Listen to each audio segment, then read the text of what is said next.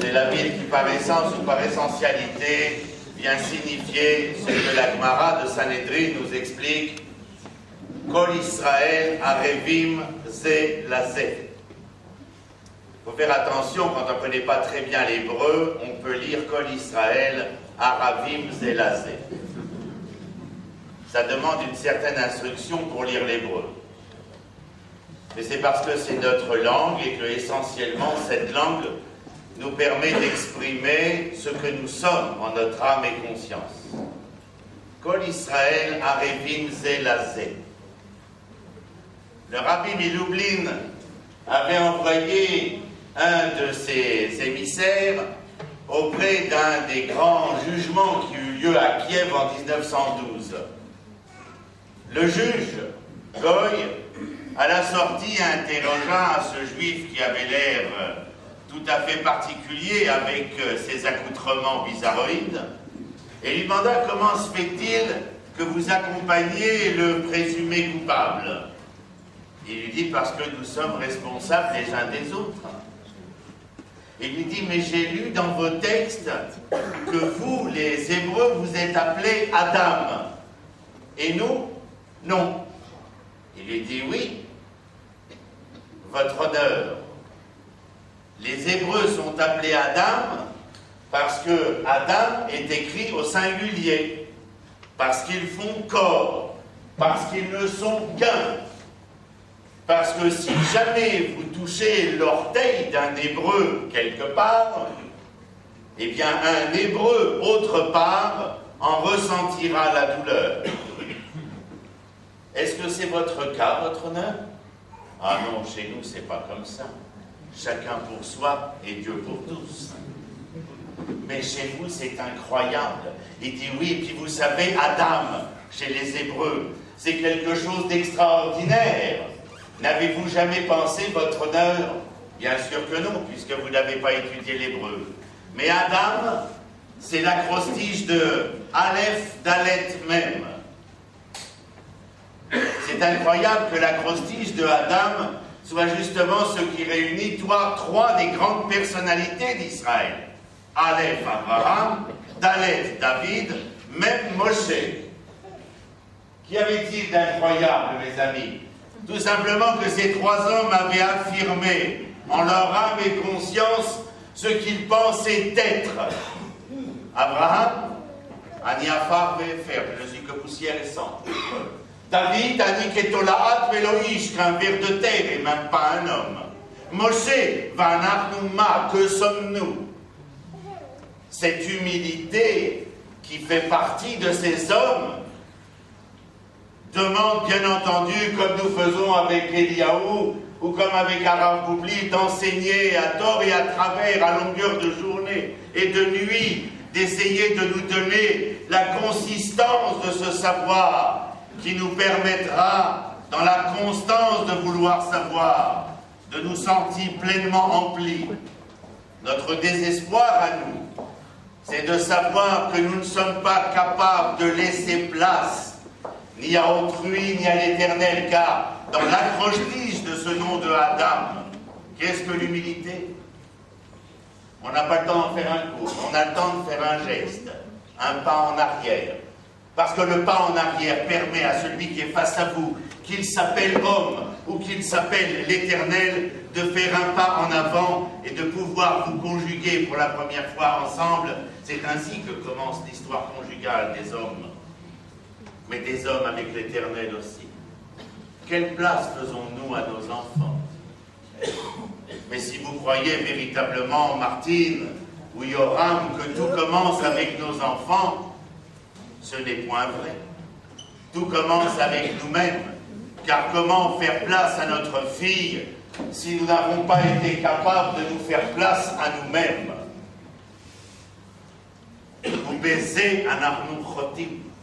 Et en cela, nous fautons, mais en hébreu, l'arto ne veut pas dire fauter, veut dire que j'ai tendu mon arc avec cette flèche en essayant d'atteindre cette cible, mais que j'ai raté le but que je m'étais donné. Kol Israël Arevim Zelazé, tout Israël est garant l'un de l'autre. Arav Eliyahu a rappelé dans le parachat de Vaïkra, chapitre 19, verset 18, au contraire, chapitre 18, verset 19, vous m'en tiendrez par rigueur. Ve'afta l'erecha kamocha. Tu aimeras ton prochain comme toi-même. Cela vient confirmer ce que je viens de dire. Comment osez-vous être outrecuidant et demander à autrui d'être aimé par vous alors que vous êtes incapable de vous aimer vous-même? Qui sont ces êtres, imazut panim, avec une effronterie de vouloir penser pouvoir offrir à un tiers alors qu'ils ne sont rien offert à eux-mêmes? Ces filles sont les enfants de quelqu'un. Elles ne sont pas, comme nous apprenions en philo, des êtres ex nihilo, des individus qui seraient nés de nulle part. Non, ce sont les enfants d'un père et d'une mère. Me direz-vous, que pouvait offrir la mère ou le père si la mère ou le père ne s'était rien offert à eux-mêmes? Ce que je vous demande, bien sûr, c'est d'aider Chemla. Mais Chemla, c'est presque le tiers. Quand le primordial, ce serait vous. Et Chemla n'en sera d'autant plus revue de votre aide qu'elle sera consciente que vous vous aidiez pertinemment. Et votre aide, c'est de participer, d'être vivant, d'être vibrant, d'être pleinement et intrinsèquement dans la vie que vous avez choisie ici, dans cette terre, où l'homme, encore une fois, Adam, n'est pas par hasard l'homme de la terre Adama, c'est parce que cette terre est capable de lui offrir que s'il lui offre. Et la terre, c'est la même chose. Si l'homme est capable de s'être offert, il peut offrir à la terre. Alors Chemla a besoin de nous, nous avons répondu, moi depuis Hebron, Arav Eliyahu c'était plus court, Arav Loubliz et Ben Saderer Ashdod, mais dans tous ces endroits nous sommes présents. Et si Dieu nous a octroyé la possibilité de savoir et de connaître, c'est pas pour le garder pour nous, mais afin de vous en faire profiter. Et ne refusez pas votre pleine arvout. Tout Israël est garant l'un de l'autre. Nous sommes garants parce que l'homme s'engage. Je termine parce que sinon je ne m'arrêterai jamais. J'ai parlé à Radio Nice hier, on m'a demandé, M. Aklish, qu'avez-vous à dire à propos de cette paracha où la mer va s'ouvrir? C'est extraordinaire. Dans les écrits de Saint Paul, il est écrit « Aide-toi et le ciel t'aidera ». Mais ce sont eux aussi des trompeurs qui ont tronqué l'histoire. Car lorsque les enfants d'Israël se sont retrouvés dans un véritable dilemme cornélien, entre la peur de mourir par l'épée et la peur de mourir noyé, ils se sont tournés vers l'Éternel, ou plutôt vers Moshe qui pouvait intervenir auprès de l'Éternel pour lui dire « Fais quelque chose, sors-nous de ce dilemme ». Et Moshe, que fit-il? Ce qu'il savait faire, prier l'Éternel. Et l'Éternel en décida autrement. Il lui dit à Moshe « Matitz'ak elai, daber el bnei Israël va'issahu » Que viens-tu me prier maintenant, Moshe? Tu ne sais pas, Moshe, qu'il y a un temps pour fermer le livre et un temps pour ouvrir le livre. Cet instant, c'est le temps où il faut fermer le livre. Daber el bnei Israël, parle aux enfants d'Israël, va'issahu, et qu'ils se mettent en marche. Celui qui entendit Nachshon ben Aminadav, prince de Juda, lui rentra dans la mer alors qu'il n'y avait que de l'eau. Mais c'est quand il rentra dans la mer remplie d'eau que la mer s'ouvrit. D'où les écrits de Saint Paul. Mais nous le savions. À chaque fois que nous disons, dans nos lettres que nous écrivons, même sur ton dossier, vous avez écrit Ben Samer Dalek, Bessiata Lishmaya, et vous pensez que l'Éternel va vous aider. Culottés que vous êtes.